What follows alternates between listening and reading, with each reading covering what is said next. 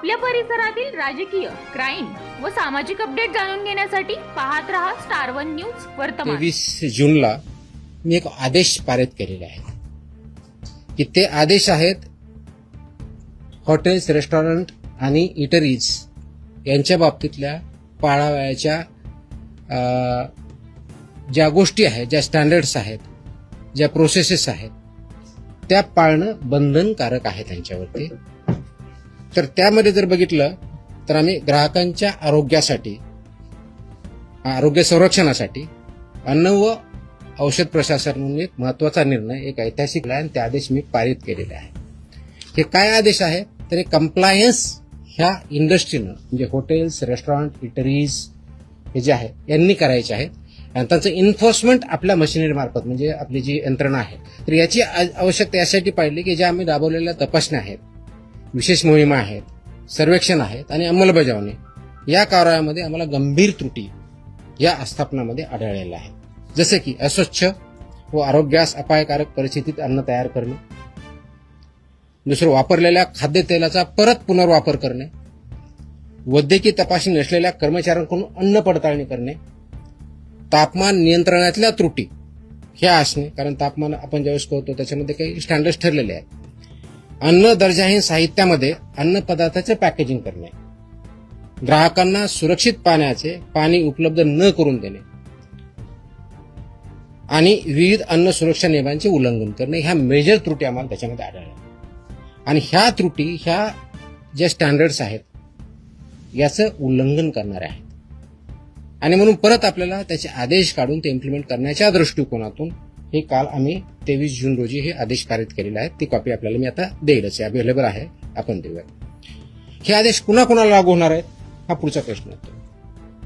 तर सर्व hotels and restaurant, all without exception, सर्व हॉटेल्स अँड रेस्टॉरंट, उपाहारगृहे व ढाबे, कॅन्टीन्स आणि कॅफेटेरिया, बेकरीज आणि मिठाईवाले शॉप किंवा sweet shops, catering units, food caterers, juice bars, cloud kitchens, dark kitchens, central kitchens, साखळी उपाहारगृहे, ई कॉमर्स आणि ऑनलाईन फूड डिलिव्हरी प्लॅटफॉर्म इत्यादी सर्वांना हे लागू होणारे आदेश आहेत।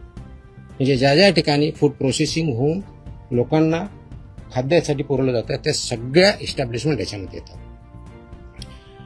आता याच्यामधल्या मेन तरतुदी काय आहे तर पहिलं तरतूद आहे की परवाना किंवा लायसन्स हे मॅन्डेटरी आहे, ते त्यांनी घ्यावं, त्याच्याशिवाय त्यांना कोणत्याही परिस्थितीत रेस्टॉरंट किंवा हॉटेल हे चालवता येणार नाही।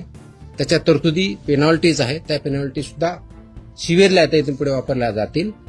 त्याच्यामध्ये अगदी 10 लाख विदाउट परमिशन चालू एखादे इस्टॅब्लिशमेंट असेल तर 10 लाखापर्यंत दंड आहे, परत प्रॉसिक्युशन आहे, ह्या सगळ्या गोष्टीचा आपण वापर करणार आहोत। दुसरा जो आहे स्वच्छता आणि आरोग्य मानकाचे कठोर पालन करणं गरजेचं आहे, ज्यामध्ये शेड्यूल 4 किंवा अनुसूचित 4 हे जे आहे याच्यामध्ये स्वच्छता आणि आरोग्य विषयी मानकांचे काटेकोरपणे पालन करणं गरजेचं आहे। ते थोडक्यात मी डिटेलमध्ये सांगेन।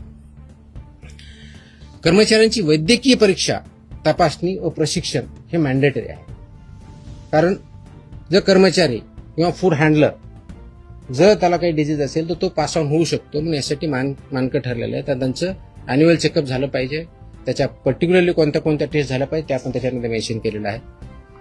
त्याचबरोबर सुरक्षित अन्न हाताळण्यासाठी स्पष्ट मानके जे आहेत त्याच्यामध्ये कच्चे व शिजवलेले अन्न वेगवेगळे ठेवणे, फिफो तत्वाचं फर्स्ट इन फर्स्ट आउटचं प्रिन्सिपल पालन करणे, गरम व थंड अन्नासाठी निर्धारित तापमान राखणे, रंगसंकेतिक कापणी फळांचा वापर करणे, परवानाधारक पुरवठादाराकडून कच्चा माल खरेदी करणे।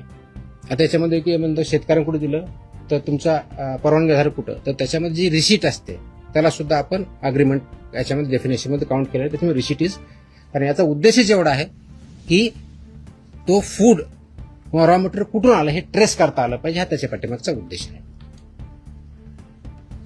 त्याचबरोबर ग्राहकांसाठी मोफत पिण्यायोग्य पाणी पिण्याचं प्रोव्हाइड करणं, मोफत देणं अपेक्षित आहे। सुरक्षित पिण्याचे पाणी विनामूल्य उपलब्ध करून देणं बंधनकारक आहे। आमच्याकडे पिण्याचं नाही, फक्त बॉटल वॉटर आहे आणि ते पे विकत घ्यावं असं बंधनकारक करता येत नाही, इट विल बी व्हायलेशन, आणि अशावरती आम्ही कारवाई करणार आहोत। तसे आम्ही त्याच्यावरती बोर्ड लावा असं मी त्यांना सांगितल्या आदेशामध्ये, त्यांना बोर्ड लावावे लागतील, त्याप्रमाणे करावं लागेल। आणि कुणी मागितलं त्यांना सांगावं लागेल की आमच्याकडे पोर्टेबल ड्रिंकेबल वॉटर आहे, ते तुम्ही पिऊ शकता. त्याच्यानंतर त्यांनी डिमांड केली तर त्यांना द्यावं. It's optional, it's not compulsory. त्याच्यामुळे ही पहिली गोष्ट करायची आहे. त्याचबरोबर मेनू लेबलिंग आणि पोषणची माहिती ही मॅन्डेटरी आहे. मेन्यूवरती लेबल व्यवस्थित पाहिजेत, त्याचं लेबलिंग व्यवस्थित पाहिजे. त्याच्यामध्ये उपाहारगृहांनी व केंद्रीय परवानाधारक आस्थापने मेन्यूमध्ये कॅलरी माहिती, पोषण मूल्य आणि अलर्जन माहिती प्रदर्शित करणं बंधनकारक आहे. तसंच वर्तमानपत्र किंवा छापील कागदात अन्न देता येणार नाही, हे प्रोहिबिटेड आहे, ते त्यांना देता येणार नाही. त्याचं कारण असं की अन्नदर्जा हे साहित्य, वर्तमानपत्रे किंवा छापील कागदपत्र अन्नपदार्थ गुंडाळणे किंवा वाढणे यावर रेग्युलेशननुसार बंदी आहे. वापरलेल्या खाद्यतेलाचा पुनर्वापर करता येणार नाही, ते रियूज बऱ्याच वेळेस करतात.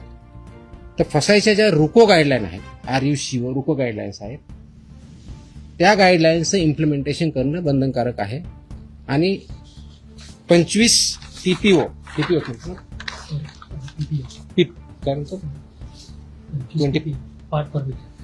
त्याच्यावरती जर गेलं तर ते वापरता येत नाही. आता ठळकपणे आपल्या टेक्निकलच्या ऐवजी नॉर्मल भाषेत म्हणायचं तर त्या तळतानी किंवा तेल जे आहे हे ज्यावेळेस खातं त्यावेळेस फ्लेम्स येतात, तर ते 25% जास्त असतं.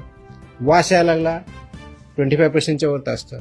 काळं दिसायला लागलं 25% वरता, विच इज डेंजरस. त्याचे प्रिव्हेंट ते वापरताच येत नाही. ते करण्यासाठी एजन्सीज आहेत, त्यांना ते सेल करायचं आणि त्यांनी ते मार्केटच्या बाहेर न्यायचं आहे. एकाने कोणतरी विकायचं, दुसऱ्याकडे वापरायचं किंवा दुसरा यूज करणार त्याला द्यायचं, हे याच्यामध्ये बंधनकारक आहे. त्याच्यामुळे रुको गाईडलाईनचं सुद्धा इम्प्लिमेंटेशन करणं अपेक्षित आहे. नवी गोष्ट आहे की ऑनलाईन विक्री होणाऱ्या अन्नपदार्थाबाबत परवाना क्रमांक प्रत्येक ठिकाणी लागेल, कॅलरीची माहिती लागेल, अलर्जींची माहिती लागेल आणि जेवढे त्यांचे किचन असेल तर प्रत्येक किचनला इंडिव्हिज्युअल परवानग्या त्यांना घ्यावा लागेल. मोठ्या ज्या आस्थापना आहेत, पर्टिक्युलरली 50 करोडच्या वरच्या ज्यांचा टर्नओव्हर आहे, त्यांनी फसाईच्या मान्यताप्राप्त ज्या संस्था यांच्यापर्यंत पासून हे ऑडिट बंधनकारक आहे, त्यांना ऑडिट करून घेणं. इयरली त्यांनी ते मॅन्डेटरी ऑडिट पूर्ण सगळ्या प्रोसेसेसचं हे करणं अपेक्षित आहे. अशा बातम्या पाहण्यासाठी आमच्या चॅनेलला लाईक, शेअर, सबस्क्राईब करा.